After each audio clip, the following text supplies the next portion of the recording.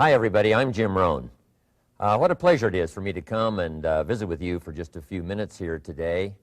Tell you briefly a little bit about my story and share some ideas that might be beneficial.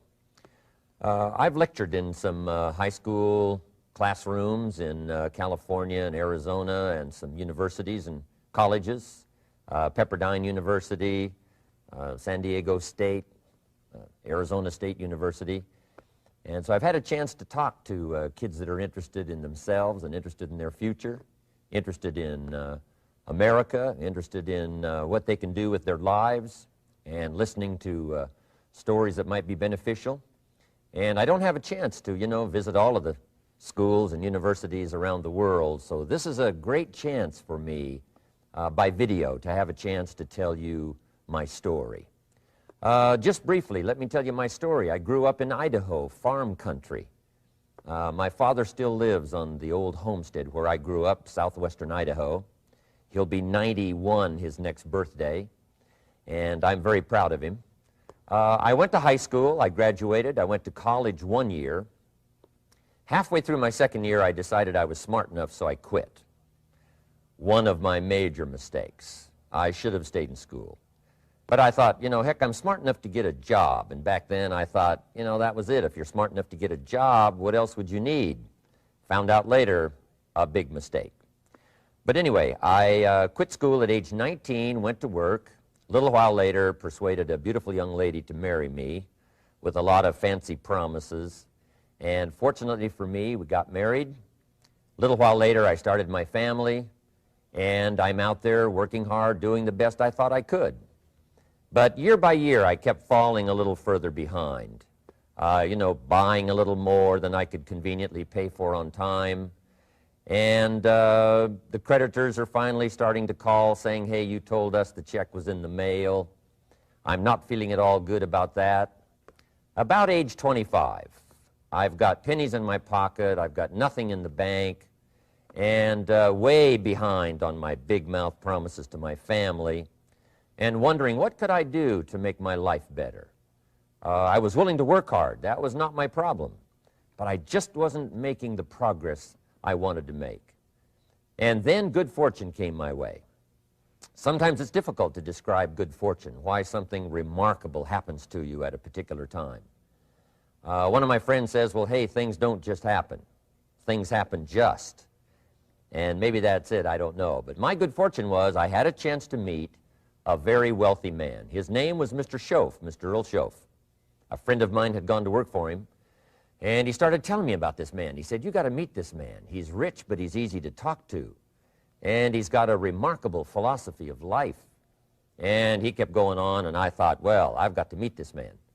So shortly after that, I had a chance to meet this Mr. Schoaf, and I was impressed.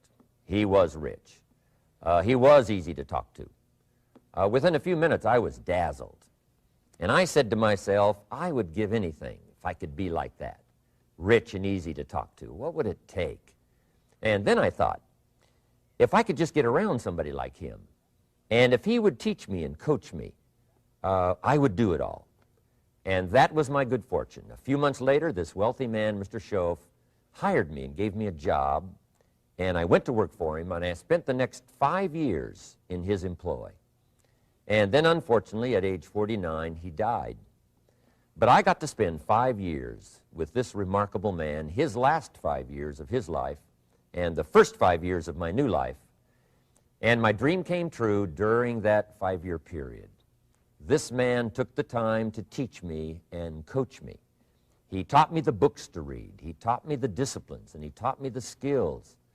And he taught me the changes to make in my language and personality. And the things he shared with me during that 5 years changed my whole life. Changed my income, changed my bank account, changed my future. I've never been the same. By the time I was 31 years old, I was a millionaire. So he taught me economics as well. So how lucky can you get to meet the right person at the right time who takes the time to share with you ideas that can change your life?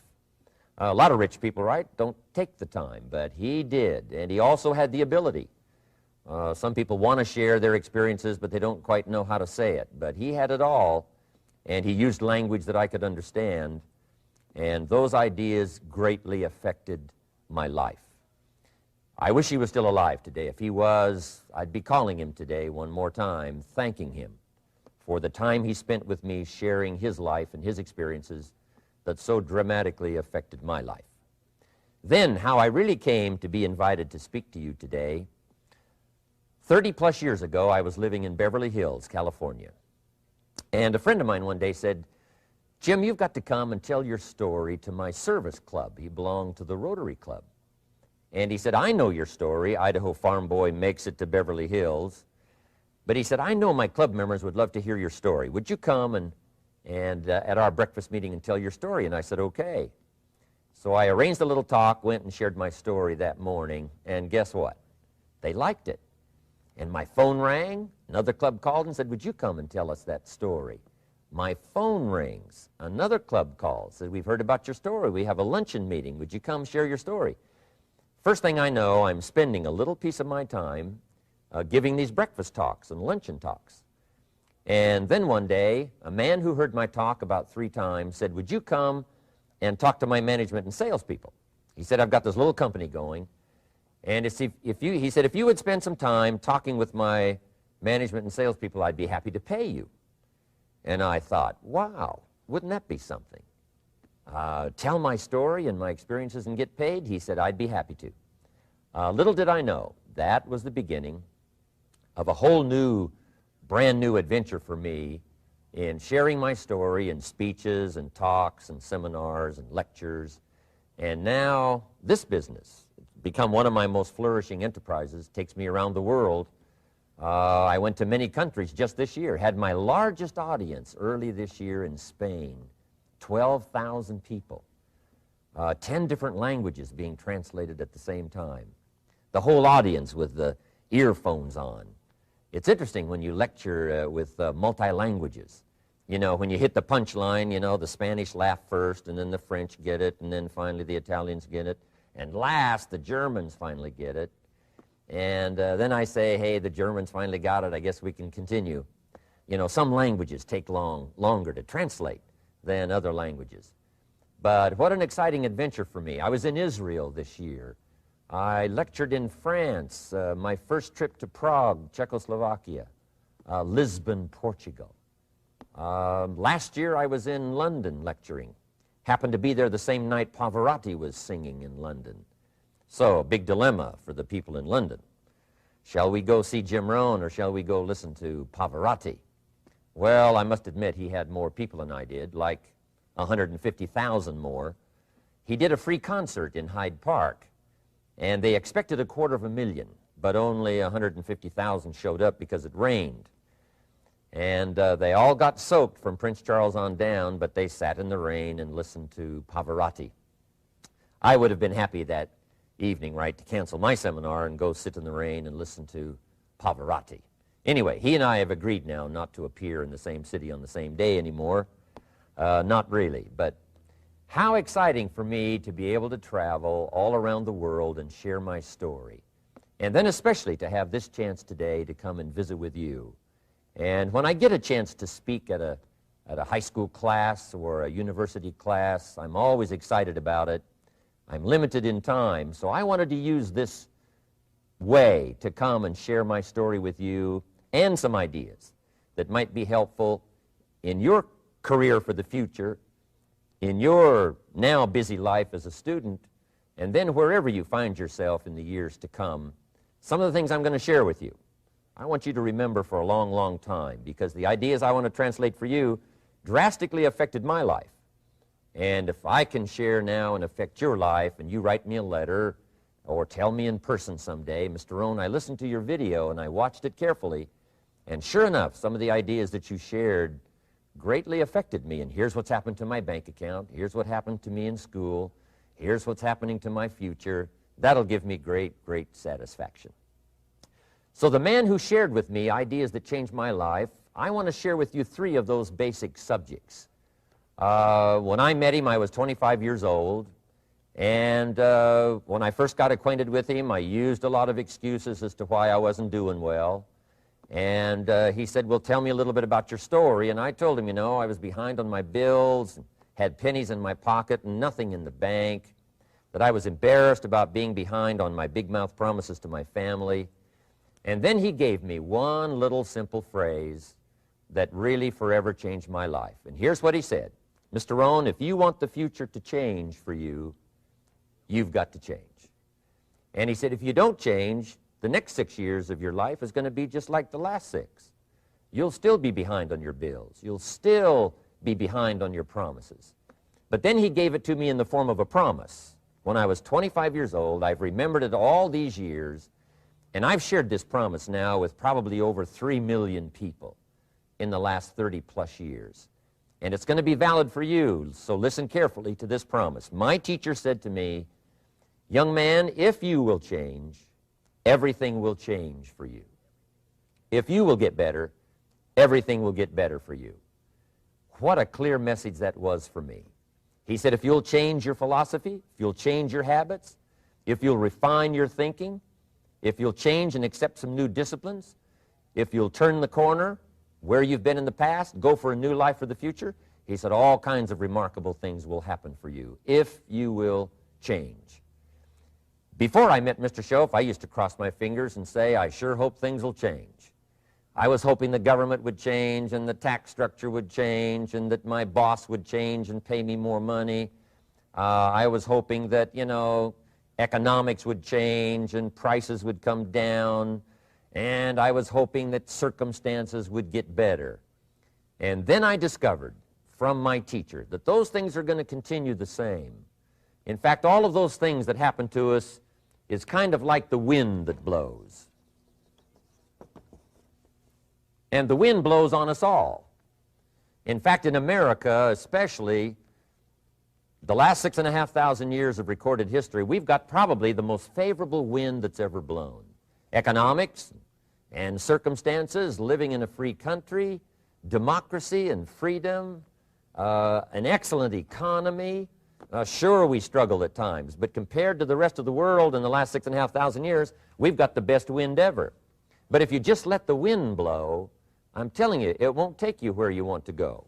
All of us must use this wind to take us to the dreams we've got, to the equities we want, to the money we want, to the income we want, and to all the things we want our life to have. This is where we want to go, and we've got a good wind, but we must not leave our future just to the wind, just to the economy, just to the structure of the way things are happening today. Here's what we must learn to do, and that is set a good sail. And if you'll learn to set a good sail, and that's what my teacher taught me in those early days. He said, Mr. Rohn, the wind is going to blow however it's going to blow. Politics are going to be politics, and the economy is going to be the economy. And however it turns out, that's the way it's going to be. What you must learn to do is not to wish for a better wind. That's naive. The key is to wish for the wisdom and the skills and the learning so that you can set a better sail. And so that's what I did at age 25. I went to work not on the economy. I went to work not on the community. I didn't go to work to try to change the government. I didn't go to work to try to change my boss or the company. I didn't go to work to try to change circumstances. I went to work to try to change myself. And I picked up that promise my teacher shared with me, that if I would change, my income would change. If I would change, my bank account would change. If I would change, my future would change. And sure enough, his promise came true for me. The first 6 years of my economic life, I wound up broke. Those pennies in my pocket, nothing in the bank, behind on my promises. The second 6 years of my economic life, I wound up rich. But interestingly enough, the second 6 years of my economic life, the government was about the same and the economy was about the same. You know, the companies were about the same. What they paid was the same. Circumstances around me were the same. You know, my negative relatives were the same. But I was not the same. That's how my life changed. And that's how things started working for me, changing my life all those years ago. So that's what I wanted to share with you to begin with, this beginning of what Mr. Shoaff shared with me, that if I wanted my life to change, this was what I was going to have to do. And so he broke it down into 3 subjects that really made an impact on my life, and I want to share those with you. The first subject he called personal development. And the second subject he called setting goals. And the third was how to become financially independent. And I'd like to give you just a few clues from those three major subjects that so dramatically affected my life. And let's get started. The first one is personal development. Now, in illustrating personal development, Mr. Schoaf, my teacher, started with money. You know, money's not the only place to start in talking personal development, but it's where he started, so let me share the thoughts he shared with me back then. Let me share them with you. Here's the best lesson I can give you on economics. It's very simple. We get paid for bringing value to the marketplace. That's about as simple as I can put economics. We get paid for bringing value to the marketplace. Now, it takes time to bring value to the marketplace. However, we do not get paid for time, so we cross that out. Mistakenly, the man says, I'm making about $20 for an hour. Not true. If that was true, you could just stay home, right, and have him send your money. So that's not true. We don't get paid for time. We get paid for value brought to the marketplace.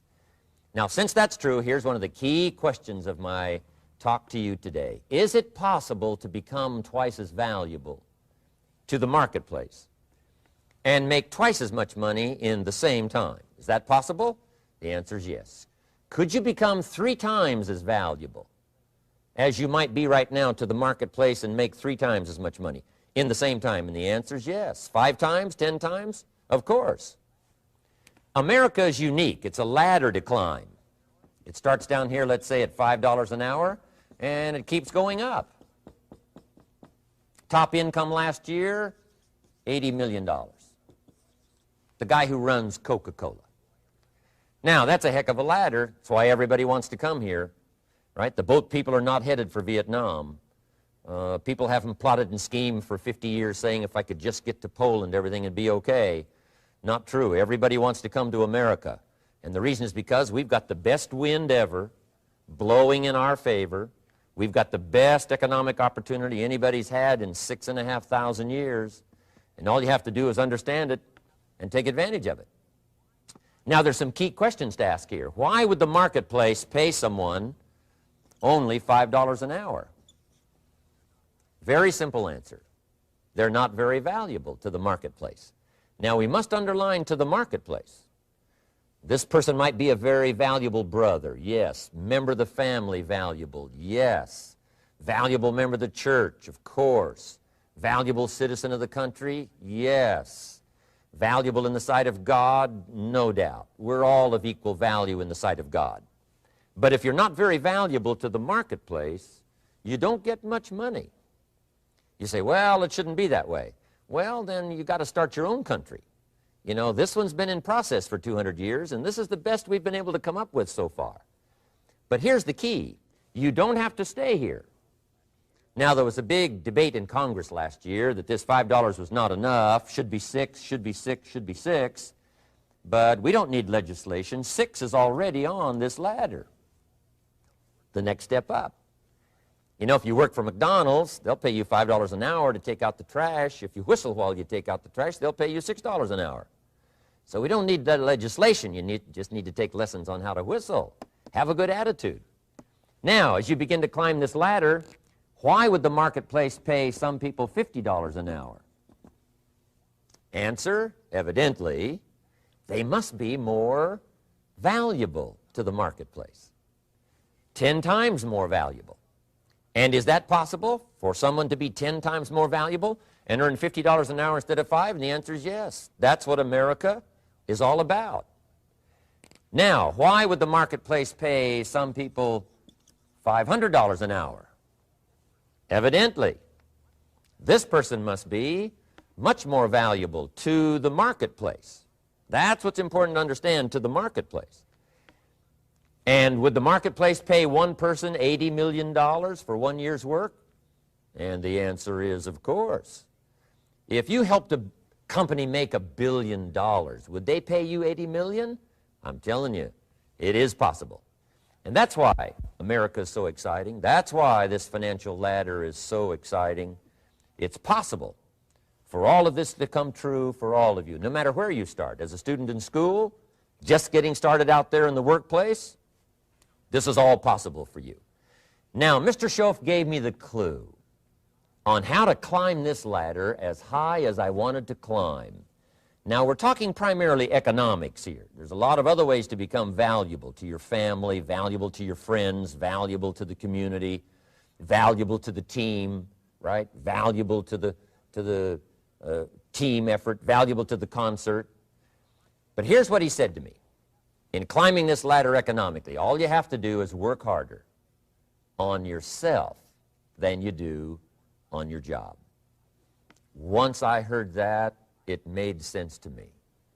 I kept hoping that everything else would change around me, found out that if I went to work on myself, worked on my skills, worked on my language, if I became better than I was each year, if I grew in skills and language and vocabulary and competence, then I would become attractive to the marketplace. Not very long ago, a company called me and said, Mr. Rohn, we're expanding internationally. We'd like to have a bit of your expertise to help us. Would you give us a bit of your time? We'll add some millions to your fortune. And I said, okay. And I thought later, isn't that interesting? They would call me. Then my second thought was, of course they'd call me. Who else would they call? I can get the job done. Now, what a contrast for me, farm boy from Idaho, raised in obscurity, parents of modest means, broke when I was 25. How come I would get a telephone call and someone offer me a lot of money to help them in expanding around the world? Simple answer, evidently, something happened to me between age 25 and where I am today. And I can tell you where it all started. From my teacher, Mr. Schoaf, who said to me, we don't have to change what's going on out there. That's the wind that's blowing. All we have to do is change what's going on in here. And now there's several ways to do that on personal development. And let me give you those ways. Here's the first one. We must learn from personal experience. Pretty simple. Learn from what happens to you. Take a look back over the last few months. Did you make some mistakes? How could you correct those for the future? Take a look back over the last year. Have you done it right or done it wrong? Let's correct it for the next year. Learn from your personal experience. Mr. Schoaf asked me when I first met him, he said, Mr. Rohn, how are you doing? You've been out there now 6 years. And I said, I'm not doing very well. He said, I suggest you not do that anymore. What a simple, swift analysis to my situation. He said, if you keep doing it, the next 6 years will be like the last 6. You don't want that to happen. Let's make the changes. So learn from your personal experience. Now here's number 2, why I came to share this video experience with you today. And that, I call it OPE, other people's experiences. That's me, other people. That's your teacher, other people. That's your friends and colleagues, other people. The people you meet that can pass along to you their experiences, what's happened to them, the mistakes they made, how they corrected them, how they changed their health and changed their bank account and changed their income and changed their future. That's it, other people. Now, there's 2 kinds of people to learn from. One is failures. It's too bad failures don't give seminars, right? That would be valuable. Bring your notebook, have them tell you how they lost it all and threw it all away, threw their health away and threw their friendships away and things didn't work out well. That would be valuable. But now then we must also learn from positive, people that have done well. They've got the health, and so we ask them, how did you become so healthy? They've got the skills, so we ask them, how did you become this skillful? They've got the income, so we ask them, how did you get here in such a short period of time? So now here's what's important in personal development. In learning from other people, we learn, number 1, by observation. We learn what we see. We watch people that are successful in what they do. In sports, we watch their disciplines. In business, we watch their disciplines. By observation, what we can see, The reason I created this video is something that you could see someone's experiences translated for you. Second, we learn by what we hear. I've got some of my lectures on cassette tapes, so you can take them with you wherever you go and learn by listening. Turn your car into a mobile classroom and listen. And then listen to the sermon on Sunday morning. Listen to the lectures. Listen to the teacher. Listen to someone who's got something good to say. And then number 3 is vitally important on personal development, and that is read all the books you can possibly read in your lifetime. Mr. Schoaf got me started on my library. I've got one of the better libraries. Haven't read everything in it, but I feel smarter just walking in it, my library. At least I was smart enough to buy it. Now I got to be smart enough to read it. And then, of course, I got to be smart enough to decide what's valuable and then do it. But this one is very important. Become a good reader. Some books that helped change my life. Mr. Schoaf recommended, of course, the Bible. And my parents made sure I was a pretty good scholar by the time I was 18. That's been so beneficial for me, drawing from those illustrations, reading about those stories, people who made it and people who didn't make it, and what the difference was. And then other books that helped to really change my life. One called Think and Grow Rich by Napoleon Hill. And then a book that helped me become financially independent by the time I was 31. And that book is called The Richest Man in Babylon by George Clason. And I'm going to share a little bit of that book with you when I get to financial independence today, our third subject. But I started reading the books, attending the classes, making sure that I got in front of people that had something good to say. And then I started keeping a journal. One of the major things my teacher taught me was to keep a journal. He said, don't trust your memory. If you hear something good, just make a little note and write it down.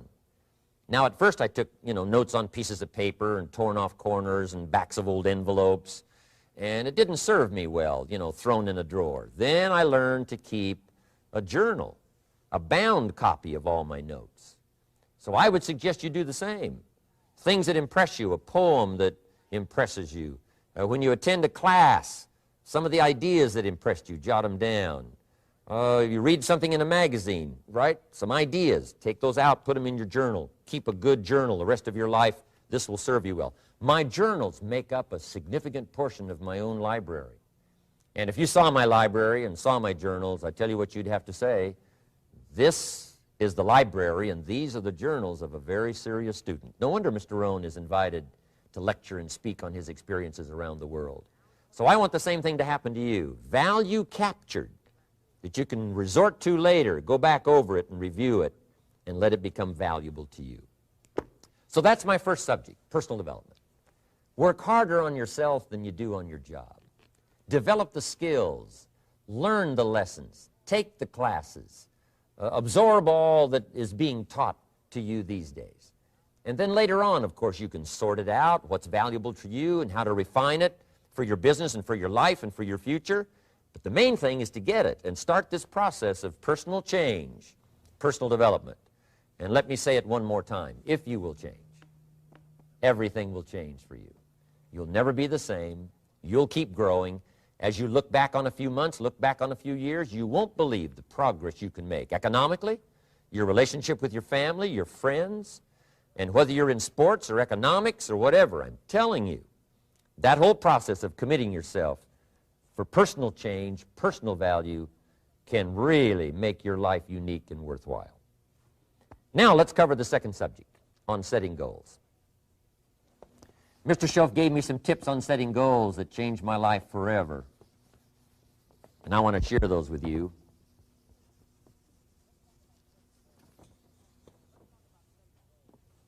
So let's talk about setting goals, and I also want to tie it to personal development, and you'll see how I'm going to do it as I progress here. Setting goals. We need to take a look into the future. There are 4 things to consider in terms of attitude. One is how you feel about the past. Best advice I can give you on that is treat the past as a school. Let it teach you the mistakes you've made, the things that went wrong, the things that didn't work. Don't use the past as a burden to carry, and don't use the past as a club to beat yourself to death. past losses, past failures, past mistakes. But let the past be a school. Tough school maybe. We've all been through some tough stuff. So if you feel good about the past, draw from it for experience and let it teach you. Then next is how you feel about the future. We've got to have the future well designed. The future is called the promise. And here's what we teach in our leadership series. The promise of the future can be an awesome force for your own future. The promise of the future, designing the future. There's two ways to face the future. One is with apprehension, and the other is with anticipation. I promise you, in my travels around the world, most people face the future with apprehension. And here's why. They don't have it well designed. They've sort of left that up to someone else to fix. But here's the best way to face the future, with anticipation. And you can face the future with anticipation if the future is clear, if the future is well designed. And I would like to have you consider some thoughts with me that help me to really change my future by giving it some thought and some consideration. And here it is. In setting goals, it's very simple. Number one, decide what you want. You just take a little time. You sit down and say, what do I want? What kind of skills do I want? What kind of income do I want for the future? What would I like? Where would I like to go? Places I'd like to visit. Habits I'd like to acquire. Skills I'd like to have. You just take a little time to think about what you want. Economics, friendships, people you'd like to meet, places you'd like to go. You just take some time. And then I suggest, when you've thought about what you want for the future, make a list. Just jot it all down. It's really a very simple process. And then here's number three. Keep all the old lists. I'm telling you, this served me so well, keeping my old list of goals. I look back now 10, 20 years ago at goals I set, lists I made, and I smile now because here's what I thought was so important, 20 years ago. Now some of those things aren't even on my list. I've got a new list. I've grown. I've changed. I've matured. But I give you that advice. Decide what you want. Number two, write it down. Number three, keep the old lists. And then here's number four. When you get something that's on one of these lists, check it off. Part of the fun of having a list is checking it off. And then if you can add some drama to checking it off, see, that's what really helps. I set a goal to go to Spain many, many years ago. And when I finally made my first trip to Spain, I had that journal with me that had that list in it. And while I had my journal on my lap, waiting for the wheels to touch down in Madrid, I waited until the wheels touched the runway, and I checked it off. Just adding a little drama. So, part of the fun of having a list is checking it off. Now, here's what's important about the lists and designing your future. If the future gets clear, the price gets easier. Because you got to remember, for every promise, there's a price to pay. Everybody's got to pay the price. Everybody's got to do the deal. Everybody's got to do the disciplines. Everybody has to pay. But here's what I've discovered. If the promise is clear and powerful, the price is easy to pay. The price is some classes. The price is a few books. The price is a few disciplines. The price is finding something that'll make your life better, make you grow, make you change, make you develop. So the first part of the key is to design the promise. Then, what is the price to pay? I'm telling you, the price will be easy. Anybody in my audience can pay it, no matter where you are, where you come from. Color doesn't matter, religion doesn't matter, where you grew up doesn't matter, circumstances don't matter. I'm telling you, if you'll make the promise of the future clear for yourself, the things you want, the places you want to go, the things you want to have, the person you want to become, the skills you want, the homes you want, the future you want, the friends you want, all of the values of life that you could possibly want. If you'll make that clear, make those lists, and be serious about it, I promise you it's an easy price to pay. Anybody can pay it. And the best advice I can give you is, if I can do it, you can do it.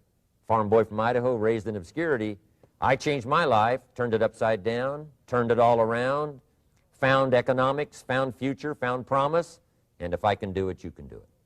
So, start setting your goals and see if you can't get a better excitement going for the things you want to accomplish for the future. Now here's my third subject, and that's called financial independence. Oh, by the way, before I get to financial independence, let me cover one more point. One of the major reasons for setting goals is for what they make of you in achieving them. My teacher advised me when I first got started at age 25, he said, Jim, why don't you set a goal to become a millionaire? He said, it's got a nice ring to it, you know, enough zeros to impress your accountant. And he said, I'm here to help you. You're only 25 years old. You've been to 1 year of college. You've got a beautiful family, every reason to do it. Why don't you set a goal to become a millionaire? And he said, here's why. And I thought, he doesn't need to teach me why. Wouldn't it be nice to have $1 million? He said, no, then you'll miss it. He said, here's why. For what it will make of you to achieve it. I'm telling you, that statement changed my life. Set the kind of goals that will make something of you to achieve them. He said, now, once you become a millionaire, what's important is not the money. I thought, that's kind of strange teaching. He said, honest, it isn't important. He said, you could just give the money away. Now, I did better than that. I lost it all. By the time I was 31, I was a millionaire. By the time I was 33, I was broke. And I'll tell you a little bit about that story later. But when I lost all my money, guess what? I found out Mr. Schoaf was right. What was valuable was not the money. What was valuable was what I became to earn the money. The skills I had, the knowledge I had about the marketplace, the values that I had going for me. They were more valuable than the money. And here's an important statement to remember. It's not what you get that makes you valuable. It's what you become. So part of the key here is to set the kind of goals that will make something of you. Don't set them too low so that you don't have to grow and you don't have to read and you don't have to try and you don't have to stretch. Don't set them too low. And then don't sell out. Don't go for something that's going to cost you your virtue or cost you your values or sell out your principles. There's a good middle road here to follow. Goals that will inspire, goals that will help you grow, change, develop, and become better than you are. Okay. Now let's talk about financial independence. How to become rich by 40, 35 if you're extra bright, much sooner if you find an opportunity like I did. Let me show you how I did it.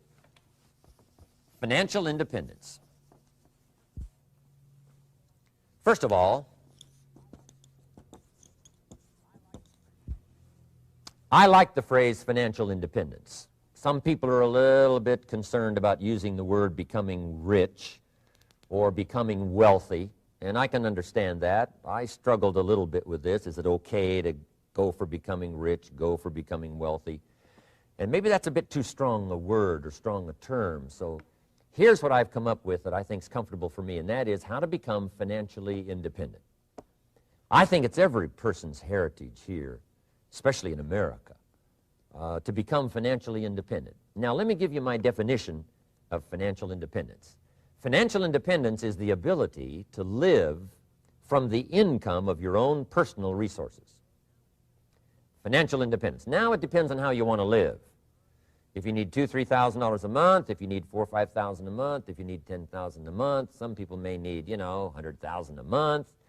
But whatever you would need to live, and you could earn that living from the income of your own personal resources, that's what I call financial freedom, financial independence. And let me show you how to acquire it. If you start at age 15, between ages 15 and 35 is 20 years, and in my personal opinion, based on my own studies and my own experience, 20 years, in my opinion, is enough time to become financially independent. If you're not, you don't live in the wrong country. Probably what's happened is you have the wrong plan. And it's easy to be a nice person with the wrong plan. I found that when I was 25 years old. I was broke at age 25, and I was a nice guy. You would have liked me. But I'm telling you, my plans up until then, especially my financial plan, left me broke. I totally changed it the next 6 years, and I became financially independent. So I know what I'm talking about. It is possible in a reasonable amount of time, 15 to 35, whatever, 20 years' time, enough time. You can do it in a much shorter period of time, like I did if you want to, but this is a reasonable enough time. But here's number one. First of all, you got to have the right philosophy. Philosophy is our ability to gather knowledge and sort through it and decide what's valuable. To develop a philosophy about life, a philosophy about our health, a philosophy about our family relationships, a philosophy about economics. And if you develop the right philosophy, that's what helps to set this sail so that in 6 years it takes you where you want to go instead of winding up like I did that first 6 years of my economics, broke, no money, empty bank account. The right philosophy. Now let me give you a couple of philosophies to consider. Here's the first one. It's called the philosophy of the poor. And here it is. Poor people usually spend their money and invest what's left. That's the philosophy of the poor. Now here's the philosophy of the rich. Rich people invest their money and spend what's left. And here's the startling answer. It really doesn't matter what the amount is. What's most important is not the amount. What's really important is the philosophy. So I would ask you to adopt this philosophy of spending after you have invested. Invest first, then spend. And I've got a little formula that I'm going to share with you. Now, what should a child do with a dollar? I mean, there's a lot of debate going on, I'm sure, across the country on what a child should do with a dollar. Here's one opinion. It's only a child and it's only a dollar. What difference does it make? Well, in my opinion, it makes all the difference in the world. A person's economic future starts with a child with a dollar. Somebody says, oh, no, you're only young once. Let him spend it all. Well, when would you hope that would stop? Somebody says, well, wait till he's 50 and broke like me and, and then he'll learn. Well, no, we don't want to wait that long. If I would have known earlier than age 25, I would have changed. In high school, if they would have had classes called Wealth 1, Wealth 2, I'd have taken both classes. I would not have waited until age 25. So, the earlier the better. So, what should a child do with a dollar? Here's the simple premise to begin with. Don't spend it all. And if a child wants to spend the whole dollar, you got to say, hey, don't spend it all. Don't spend it all. They'll say, why not? It's my dollar. I earned it. You say, I know you earned it, but don't spend it all. They'll still say, why not? Say, let me show you why not. So you put them in your car, take them to the other side of town, and show them where people live that spend the whole dollar. You just drive them around. Kids learn best by visual. Just drive around and say, would you like to live here? Kid says, no. Would you like to live like these people live? Kid says, no, no. Then you can't spend the whole dollar. So, kids will get the message. So, take them to the other side of town and show them around, unless you already live there, and then just show them around. Anyway, don't spend the whole dollar. Now, let me give you my best view of what to do with the dollar. And I promise you, if you started at age 15, now if you're over 15, right, you've still got plenty of time. You still got 20 years. If you're 30, you've still got 20 years. I mean, you still got plenty of time to start what I'm about to share with you. What to do with a dollar. Here's my first bit of advice. Never spend more than 70 cents. Never spend more than 70 cents. Now, you got to pick some number, and the number you pick is going to be determined by your philosophy. It's going to be determined by what you've been taught or your experience teaching yourself. When I first met my teacher, Mr. Schoaf, I was at about 110% of each dollar. I'm down at budget finance, hawking my furniture and my car one more time. And then I learned a whole better formula for financial independence. Number one, don't spend more than 70 cents. Now, kids say to me, well, okay, what do I do with the other 30 cents? And here's what I teach them. 10 cents for charity. Charity or church, or helping people that can't help themselves. 10 cents to support worthy projects. Projects that you feel good about. 10 cents out of every dollar. It's called being generous with part of what you've taken out of society. Now, in my opinion, nothing teaches us character better than generosity. No class, no teacher, no book teaches character better than generosity. And the best time to start is when the amounts are small And I know if kids learn these lessons well, they'll give a dime out of a dollar, help people that can't help themselves, support worthy projects. Or if you belong to a church, they teach tithe, piece of. That's very important. Now, because when the amounts get larger, sometimes it's a little more difficult.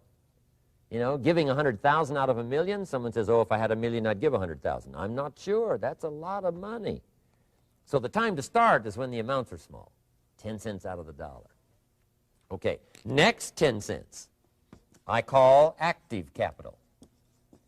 Active capital means do something to make a profit. Active capital. Set aside a portion of your income. Wages are okay, but I'm telling you, wages will make you a living. Profits will make you a fortune. So set aside part of your income as capital, called active capital. Any kind of project you can possibly think of, you can possibly come up with. I'm going to write a new book, I think, for kids. I think the title is going to be, Of Course Kids Should Pay Taxes. It's kind of an interesting title. In California, kids do pay taxes. When a child walks into 7-Eleven, buys something that costs $1, the proprietor says, give me 7 more pennies. And the child says, hey, what's these 7 pennies for? And the proprietor says, that's the taxes. Kid says, well, hey, I'm only 8 years old. Proprietor says, congratulations, you're my youngest taxpayer.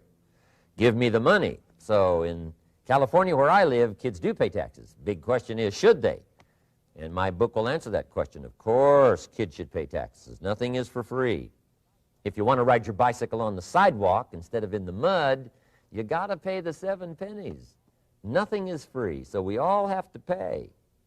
So, 10 cents out of your living, out of the money you earn, set aside for capital. Capital to try your best to show a profit. And in my book, it's going to be all kinds of ways kids can make money, right? 2 bicycles, one to ride and one to rent. I mean, you know, it doesn't take long to figure out some enterprise that'll start making a profit. Then you must jot this down if you're taking notes. Profits are better than wages. 1, you can't usually start wages until you're about 16, 15, 16, but you can make a profit long before you're eligible to start earning wages. And then there's no limit to profits, and they can double and triple and quadruple. You know, there's no limit. It's incredible how fast profits can grow. So profits are better than wages. Wages make you a living. Profits make you a fortune. Now, the third 10 cents is vitally important. I call it passive capital. Capital you let somebody else use. A financial institution, stocks and bonds, mutual funds, whatever. Let someone else use it. You furnish the money. They use it to make a profit, but they pay you for the use of it, called interest. And here's one of the things that'll make you financially independent fairly quickly, and that's called compound interest. And this is how you get it. Letting someone else use a portion of your money, your substance. They show the profit, they pay you interest. And this passive capital, I'm telling you, over a sustained period of time, if you'll develop this little 10, 10, 10, and 70, especially starting at age 15, I'm telling you, by the time you're 35, you will be financially independent. You'll have the ability to live from the income of your own resources. And then one more point on passive capital. There's a Bible philosophy. I'm an amateur on the Bible. But there's a Bible philosophy that teaches the borrower is servant to the lender. And if you want to be in a powerful position as you grow older, finally when you become mature, maybe have your own business, things have worked out for you for the future, the position you always want to be in is the power position, and that's called the lender. The lender is the power position. So if kids learn early enough, and then you ask them what they'd like to be when they grow up, I'm telling you, once they understand, they'll say, well, one of the things I want to be is one of those lenders. That's the power position, not the spender. No, you'll be pitied the rest of your life if you just become a spender. You got to become a lender. And I think this is the one formulas to follow. 10 cents out of every dollar. Let someone else use it. Be the lender, power position. Then try to show a profit. Can't we teach our children how to take $1, search the neighborhood, find a broken wagon, pay $1 for it, bring it home, you know, clean it up, sand it until it's clean, paint it red till it shines, straighten out the wheels till they're true, take it back to the neighborhood, sell it for $5? Anybody can do that. Now, does the child deserve $4 profit? And the answer is yes. Society now has a mended wagon. And that's what America's all about. Finding something, touching it, making it better, making a profit, taking part of your resources, helping people who can't help themselves. Let someone else use it to make a profit. Some projects require more capital than one person has. Exciting. And then let them pay you for the use of it. America's had this philosophy now all these years. Communism has taught all these years capital belongs in the hands of the state, not in the hands of the people. We've been teaching all these years capital belongs in the hands of the people, not in the hands of the state. And we turned out to be right. Capital in the hands of the kids, capital in the hands of the people. Enterprises that make a profit, enterprises that grow. It's the hope of our future. So that little simple formula, I hope, will help you. Now, one more key on financial independence, and that is attitude. Attitude. Here's number one. I used to say, I hate to pay my bills.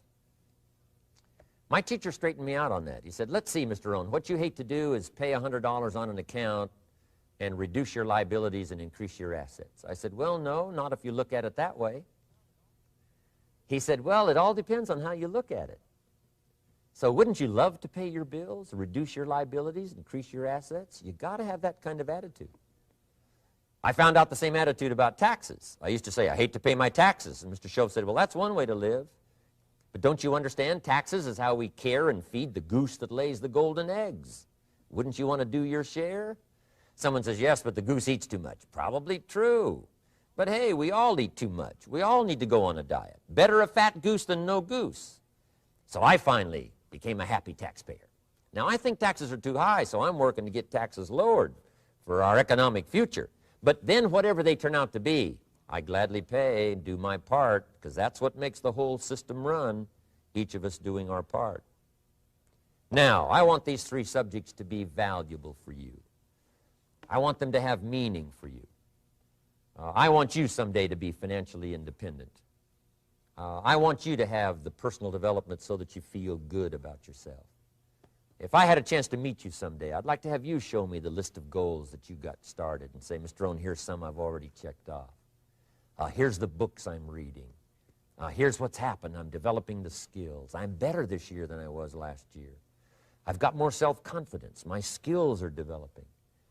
That's what I want for you, and that's why I took the time to come and share in this video message with you.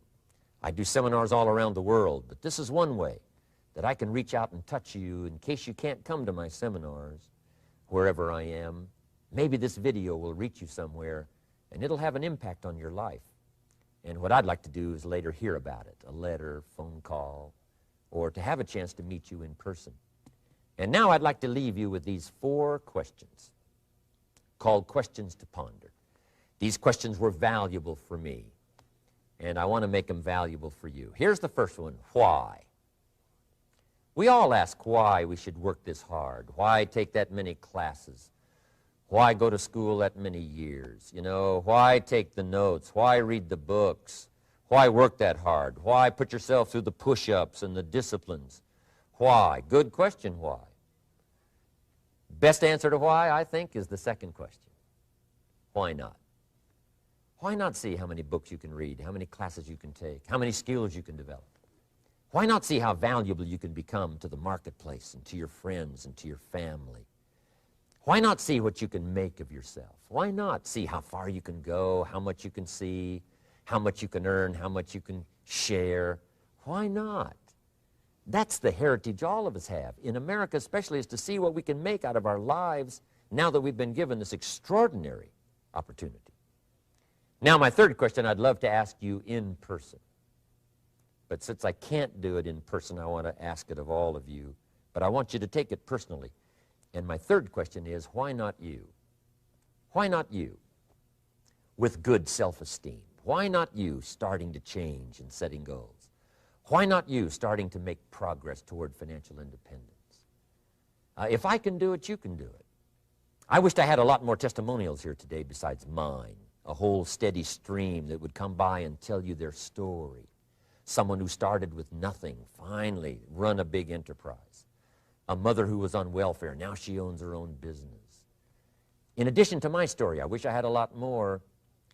And if all of them told their story, guess how they would probably wind up their story? They'd probably say, just like me, why not you? If we can read, you can read. If we can change, you can change. If we can figure it out, you can figure it out. If we can turn it around, you can turn it around. There isn't anything you can't accomplish. That's what those testimonials would say.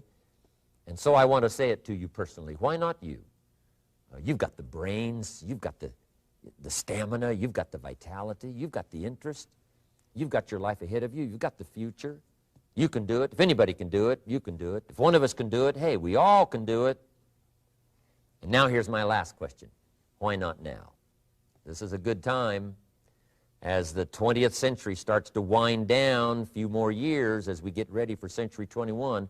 What a good time to set your goals, work on yourself, work on your skills. What a good time to get it together. What a good time to start this process. Personal development, growing, changing, developing, having a good plan for your money and for your life and for your future. Why not now? And I hope I have a chance to see you one of these days and share with you the experience, the reaction, the response you might have had from my message today. And until I get a chance to see you on this side of the world or the other side of the world, in some school or some seminar, or maybe I'll come and speak for a company that you work for someday, I hope I get a chance to meet you. Until then, I wish you the best. I want all that I've gotten to be yours and much, much more. God bless. Goodbye.